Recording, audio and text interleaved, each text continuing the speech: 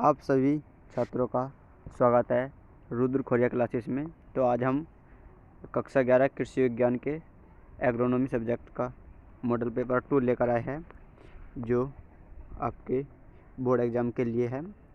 तो हम आगे बढ़ते हुए तो सस्य विज्ञान, यह पेपर 2010 का है। तो पहला प्रश्न है इसमें क्या है, ये बहुविकल्पीय प्रश्न होते हैं।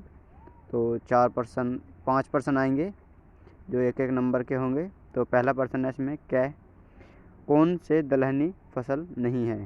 तो नंबर 1 मटर, नंबर 2 चना, नंबर 3 मसूर, नंबर 4 कपास। तो इनमें कपास जो फसल है यह दलहनी फसल नहीं है, बाकी सभी मटर मसूर चना दलहनी फसलें हैं। नंबर 2 कौन सी फसल भूमि के अंदर तैयार होती है। मूंगफली एक ऐसी फसल है जो भूमि के अंदर तैयार होती है, बाकी सभी सोयाबीन, मटर, मक्का ये भूमि के ऊपर तैयार होती है। निम्न में से कौन सा प्रमुख पोषक तत्व नहीं है। तो इनमें पोषक तत्व जैसे कि फास्फोरस, नाइट्रोजन, पोटास, ये सभी कैसे हमारे ये प्रमुख पोषक तत्व है। तो जो गंधक होता है हमारा, ये गौण पोषक तत्व है। गंधक के अलावा 2 और है, कैल्शियम और सल्फर, मैग्नीशियम, 3 ये पोषक तत्व है जो हमारे गौण पोषक तत्व है। सिंगल सुपर फास्फेट में पोषक तत्व, सिंगल सुपर जो फास्फेट है उसमें फास्फोरस की प्रतिशत मात्रा होती है, तो 16% होता है सिंगल सुपर फास्फेट में फास्फोरस। आलू की प्रति हेक्टेयर बीज दर होती है। तो आलू में 30 से 35 कुंटल प्रति हेक्टेयर बीज दर लगती है। प्रश्न नंबर 2, अमेरिकन कपास की एक उन्नतशील प्रजाति लिखिए। अमेरिकन कपास की एक उन्नतशील प्रजाति का नाम है प्रमुख। यहाँ पर इन्होंने एक ही पूछी है, लेकिन आप सभी हर एक फसल की कम से कम 2 प्रजाति तो याद रखें। यह 1 या 2 नंबर में अवश्य क्वेश्चन आता है। प्रश्न नंबर 3, 1 हेक्टेयर के लिए सूर्यमुखी की बीज की मात्रा लिखिए। 1 हेक्टेयर के लिए सूर्यमुखी की बीज की मात्रा 8 से 10 किलोग्राम प्रति हेक्टेयर है। नंबर 4, पौधों के लिए आवश्यक सूक्ष्म पोषक तत्वों के नाम लिखिए। तो आवश्यक सूक्ष्म पोषक तत्व 8 होते हैं। Number 1 ferrous, number 2 molybdenum, number 3 zinc, number 4 boron, number 5 Mn manganese, number 6 Cu copper, number 7 chlorine, number 8 nickel. तो आगे बढ़ते हुए क्वेश्चन नंबर 5, सामान्यतः रोपित धान की पौध कितने दिनों में तैयार हो जाती है। तो जो सामान्यतः रोपित धान की पौध है वो 20 से 25 दिन में तैयार हो जाती है, लेकिन अगर हम इसकी SRI मेथड की बात करें तो वहाँ पे जो पौध होती है वो 8 से 10 दिन की लगाई जाती है। इसी तरीके से और गन्ने की लाल सड़न बीमारी के रोकथाम की विधियाँ। तो गन्ने के बोने से पूर्व एग्लोल से बीजोपचार करें, इसका उत्तर है। लेकिन ऐसे भी आ सकता है कि गन्ने का बीज उपचार कौन से रसायन से करते हैं, या उस रसायन का नाम बताएं जिससे गन्ने का बीज उपचार करते हैं। तो उसके लिए हम लिखेंगे गन्ने का बीज उपचार एग्लोल नामक रसायन से करते हैं। प्रश्न नंबर 7, आलू बोने की विधियाँ लिखिए। तो यहाँ पे नीचे दिया गया है आलू बोने की विधियाँ, जैसे कि समतल भूमि में आलू बोना, मेड़ों पर आलू बोना, पोटैटो प्लांटर से आलू बोना और बोने के बाद मिट्टी चढ़ाना।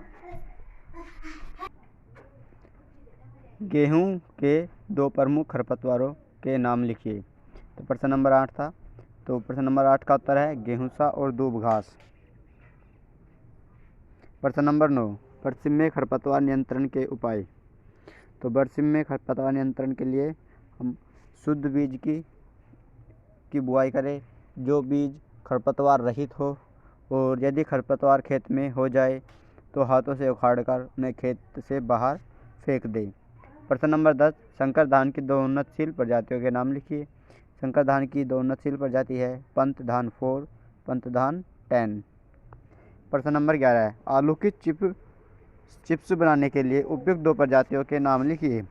तो कुफरी चिप्सोना 1, कुफरी चिप्सोना 2, ऐसी 2 प्रजातियां हैं जिनसे आलू की चिप्स बनाई जाती है। प्रश्न नंबर 12, प्रदूषण को रोकने के उपाय लिखिए, या प्रदूषण को किस प्रकार से रोक सकते हैं, या जो भी प्रदूषण हमारा होता है उसको रोकने के क्या उपाय हैं। तो घर में टीवी, संगीत साधनों की आवाज़ धीमी रखकर, कार का हॉर्न अनावश्यक न बजाकर, लाउड स्पीकर का प्रयोग न करके, शादी विवाह में बैंड बाजे पटाखे आदि व्यवहार में न लाकर, अर्थात जो हमारे शादी विवाह होते हैं उनमें बैंड बाजे न बजाए और पटाखे न जलाएं, तो उनसे हमारा ध्वनि प्रदूषण कम होगा। और ध्वनि प्रदूषण से संबंधित कानून भी लागू होने चाहिए और हमें उनका नियमों का पालन भी करना चाहिए। नंबर 2 है धुआं, जो वायु प्रदूषण होता है उसको रोकने के लिए, जैसे कि घर, फैक्ट्री, वाहन के धुएं को सीमा में रख कर ही करें। जो हमारी फैक्ट्री या फिर जो कल कारखाने होते हैं उनसे धुआं शुद्ध कर ही हम वातावरण में रिलीज़ करें, मतलब छोड़े वातावरण में। पटाखों का इस्तेमाल न करें क्योंकि पटाखों से बहुत ही प्रदूषित होता है। कूड़े कचरा न जलाए, और जो हमारी फसलें होती है उनका अवशिष्ट न जलाए, जैसे कि पंजाब और हरियाणा में बहुत बड़ी मात्रा में बड़े बड़े धान के खेतों को जला दिया जाता है, और जहाँ पे गन्ना होता है वहाँ पे गन्ने की पराली जला दी जाती है। तो वहाँ पे इसको न जला करके इसका कंपोस्ट बनाया जाए या फिर इसको अन्य कामों में प्रयोग में लाया जाए।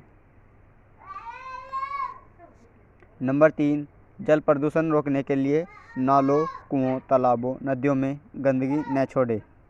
सार्वजनिक जल वितरण के साथ साथ छेड़छाड़ न करें। छेड़छाड़ सार्वजनिक जल से मतलब जो सभी के लिए काम है, जैसे कोई तालाब है तो उसके साथ छेड़छाड़ ना करें, जैसे कि उसमें कोई गंदा कूड़ा कचरा ना गिरे, उसके पास कोई शौच ना करे, और उसमें कोई ऐसी जहरीली या कोई मृत पशु उसमें ना गिरे। तो ये सभी का इसके अंतर्गत आएगा हमारे सार्वजनिक जल वितरण के साथ छेड़छाड़ न करें। विसर्जन नियत स्थान पर ही करें। विसर्जन जैसे कि हमारे जो धार्मिक ग्रंथ है या धार्मिक जो प्राचीन मान्यताएं हैं उनमें क्या होता है कि जो हमारा पूजा पाठ का जो सामान या सामग्री होती है या फिर जो आदमी मर जाता है उसकी अस्थियों का विसर्जन किया जाता है नदियों में, तो यह उचित स्थान पर करें या सही तरीके से करें ताकि जल प्रदूषण न हो सके। पानी की एक एक बूंद को बचाए ताकि जल व्यर्थ ना जा सके। तो जल प्रदूषण से संबंधित भी सरकार को कानून बनाने चाहिए और हमें उनका पालन करना चाहिए। नंबर 4, रसायन की जगह जैविक खाद का प्रयोग करें। प्लास्टिक की जगह कागज़ और पॉलिस्टर की जगह सूती कपड़े या जूट आदि का इस्तेमाल करें। जो रासायनिक खाद होता है हमारा, इससे बहुत सारी बीमारियां होती है, जैसे कि कैंसर हो गया, त्वचा रोग, और भी मतलब बहुत सारी ऐसी बीमारियां उत्पन्न हो जाती है। जैसे कि पंजाब और हरियाणा में हरित क्रांति के फलस्वरूप बहुत सारी रासायनिक और कीटनाशकों का अंधाधुंध प्रयोग किया गया, और वहाँ पर खेतों की तो मिट्टी बहुत सी जगह बेकार हो गई, लेकिन उपज बढ़ी, लेकिन वहाँ पे बीमारी कैंसर बहुत ज़्यादा होने लगा। तो इसलिए अब वहाँ पे इस चीज़ के लिए रोक लगाई गई, और भी बहुत सी जगह ऐसे है। इस तरीके से हमें जैविक खेती अपनानी चाहिए। तो यहाँ पे हमें अधिक से अधिक जैविक खेती का ही प्रयोग करना चाहिए। जैसे असम एक ऐसा राज्य है भारत का जो पूर्ण रूप से जैविक है। तो प्लास्टिक की जगह कागज़, और जो हमारे कागज़ का प्रयोग करें, कागज़ के थैलों का प्रयोग करें, और जो बांस के थैले बने होते हैं उसका प्रयोग करें। पॉलिस्टर की जगह सूती कपड़े या जूट के कपड़ों का इस्तेमाल करें। पॉलिस्टर एक ऐसा कपड़ा होता है जो प्लास्टिक का या फिर सूती दोनों के मिश्रण से बनाया जाता है, तो यह गल नहीं पाता जल्दी से, तो इससे मृदा प्रदूषण होगा। जल प्रदूषण अगर जल में जाएगा तो जल प्रदूषण होगा, अगर हम इसको जलाएंगे तो इससे वायु प्रदूषण होगा। इसकी जगह हमें सूती कपड़े या थैलों का प्रयोग करना चाहिए, क्योंकि ये आसानी से गल जाते हैं। इससे ना तो मृदा प्रदूषण होता है न ही जल प्रदूषण होता है। ठीक है, इसका सही तरीके से उपचार करें। ज़्यादा से ज़्यादा पेड़ पौधे लगाएं ताकि हमारा वायु शुद्ध रह सके। कृषिजन्य कचरा नदी के बहाव के पूर्व रोके। जो हमारे कृषि से संबंधित होता है जो कचरा है, हम उसको नदी नालों में ना फेंकें या फिर उसको बाहर ही उसका उपचार करें। बाहरी उसका ट्रीटमेंट करें। तो रसायन से संबंधित सभी कानूनों का पालन हमें करना चाहिए ताकि हम रसायन प्रदूषण को रोक सकें। तो आगे बढ़ते हैं हम। हरी खाद क्या होती है या हरी खाद क्या है? परिभाषा लिखिए हरी खाद की। तो वे पौधे जिनका संपूर्ण भाग मिट्टी में दबा दिया जाता है और वे खाद के काम आते हैं। जैसे कि हम धान लगाने से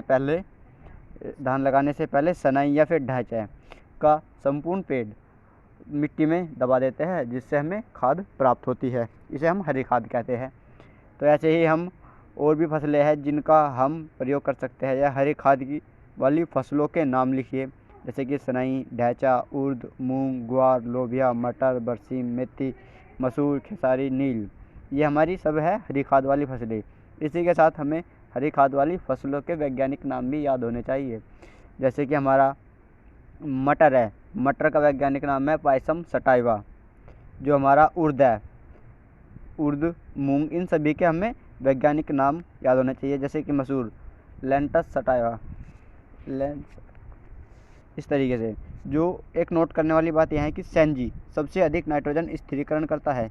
अगर तो जो हमारे क्वेश्चंस होता है, जो न्यूमेरिकल बहुविकल्प होता है, उसमें क्वेश्चन आ सकता है कि सबसे अधिक नाइट्रोजन स्थिरीकरण करने वाले फसल कौन सी है। अगर तो उसमें सेंजी दिखाई दे, आपको सेंजी ऑप्शन में मिले तो सेंजी ही कर सकते हैं। इसके अलावा सनई, ढांचा, उर्द, मूंग, इनकी सबकी अलग अलग मात्रा में एक क्वांटिटी नाइट्रोजन स्थिरीकरण करते हैं, तो उसके अनुसार आप कर सकते हैं। फिर हरी खाद के लाभ क्या है? तो इससे हमारी मिट्टी की जो संरचना वो अच्छी होती है। उसे पानी रखने की क्षमता, मतलब जो उसकी पानी अब्जॉर्व करने की क्षमता होती है, वो अधिक बढ़ जाएगी और मिट्टी में नाइट्रोजन की बढ़ोतरी होगी। ये स्पेशली नाइट्रोजन और कार्बनिक मात्रा के लिए ही हरी खाद का हम प्रयोग करते हैं। तो इसमें कार्बनिक पदार्थ में भी इजाफा होगा। इजाफा मतलब कार्बनिक जो पदार्थ रहता है उसकी मात्रा खेत में बढ़ेगी। मिट्टी को नुकसान कम होगा। मिट्टी को नुकसान से मतलब जो हमारी मिट्टी होती है वो जल के कारण, जब तेज़ वर्षा होती है तो उसमें हमारी मिट्टी कट कर बह जाती है, जिससे उसके साथ पोषक तत्व भी बहकर चले जाते हैं। तो हरी खाद के प्रयोग करने से हमारी मिट्टी का जो कटाव है वो बहुत ही कम होगा और जिससे हमारी मिट्टी की उर्वरा शक्ति बनी रहेगी। खरपतवारों की रोकथाम होती है। हरी खाद के साथ हम उगाते हैं और उसे मिट्टी में दबा देते हैं, जिससे हरी खाद का जो फसल है हमारी, जो खरपतवार है, वे नष्ट हो जाएंगे। फिर क्षारीय व लवणीय मिट्टी में सुधार होता है, क्योंकि हरी खाद के विघटन से कई अम्ल पैदा होकर मिट्टी को उदासीन करते हैं। जैसे कि जो हमारी कार्बन होता है, कार्बन जल के साथ मिलकर कार्बनिक अम्ल या और अन्य अम्ल बनाते हैं, जो हमारी मिट्टी जो क्षारीय या फिर लवणीय होती है उसको उदासीनता की ओर ले जाता है, जिससे हमारी मिट्टी में सुधार होता है। जो क्षारीय या लवणीय भूमि होती है उनमें हरी खाद को उगाकर हम उसमें और फसलें भी ले सकते हैं। खेत की हरी खाद से पोषक तत्व देना दूसरी विधियों के मुकाबले सरल व सस्ता होता है। जो हमारी हरी खाद होती है, अगर हम उसका खेत में प्रयोग करेंगे तो जो हम मार्केट से अन्य पोषक तत्व लाते हैं खरीद के, वे आसानी उनसे सस्ते होंगे, आसानी से हमें प्राप्त होंगे। तो जो हमारी दलहनी फसलें होती है उनमें राइजोबियम कल्चर का प्रयोग करते हैं। क्वेश्चन आएगा राइजोबियम कल्चर से आप क्या समझते हैं, या फिर राइजोबियम कल्चर का प्रयोग कैसे करते हैं, या राइजोबियम कल्चर के प्रयोग के बारे में लिखिए। तो राइजोबियम कल्चर का प्रयोग दलहनी फसलों में करते हैं। दलहनी फसलों में 15 से 20% तक उपज में बढ़ोतरी होती है। राइजोबियम कल्चर के प्रयोग से दलहनी फसलों में 15 से 20% तक उपज में बढ़ोतरी होती है। राइजोबियम कल्चर है क्या? राइजोबियम कार्बनिक और राइजोबियम जीवाणु का एक मिश्रण है। राइजोबियम जीवाणु दलहनी फसलों की जड़ों में पाए जाते हैं। उनकी जड़ों में गांठ होती है, जो गुलाबी रंग की ग्रंथि, उसमें राइजोबियम जीवाणु पाए जाते हैं। यह वायुमंडल से नाइट्रोजन को मृदा में स्थिरीकरण करते हैं। इसलिए तो कहते हैं कि मिट्टी की उर्वरता बढ़ाने के लिए दलहनी फसलों को उगाना बहुत ही ज़रूरी होता है। तो राइजोबियम कल्चर का एक पैकेट जिसमें 200 ग्राम राइजोबियम कल्चर होता है को 1 किलो गुनगुने पानी में 250 ग्राम गुड़ के साथ घोलकर एक घोल बना ले। 1 किलो गुनगुना पानी थोड़ा सा गर्म हल्का सा, और उसमें आधा किलो 500 ग्राम गुड़ और एक राइजोबियम कल्चर का पैकेट मिलाकर उस मिश्रण को तैयार कर ले। उसको 10 किलो बीज पर छिड़क दे और आसानी से अच्छे तरीके से मिला दे, और ताकि बीजों के ऊपर राइजोबियम कल्चर की परत जम जाए। तो राइजोबियम कल्चर से उपचारित जो बीज होते हैं हमारे, जिन पर हमने राइजोबियम कल्चर का प्रयोग किया है, उन फसलों पर छाया में सुखाना चाहिए, क्योंकि राइजोबियम कल्चर को अगर हम धूप में सुखाएंगे तो उनसे उसके जीवाणु नष्ट हो जाएंगे। जो राइजोबियम जीवाणु हैं हमारे, वे नष्ट हो जाएंगे। तो इसका प्रयोग हमें बीजों को सांझ के समय बुआई के लिए प्रयोग कर लेना चाहिए, या फिर सुबह सुबह प्रयोग हमें इसका करना चाहिए। इसी के साथ आज के क्वेश्चन समाप्त हुए। इसी और हम आगे आपके लिए मॉडल लेके आएंगे। कमेंट और लाइक करें। जो आपको समझ में न आए वह हमसे कमेंट कर सकते हैं, और अधिक वीडियो पाने के लिए आप जिस टॉपिक पर वीडियो पाना चाहते हैं उसके लिए भी कमेंट और लाइक करिए।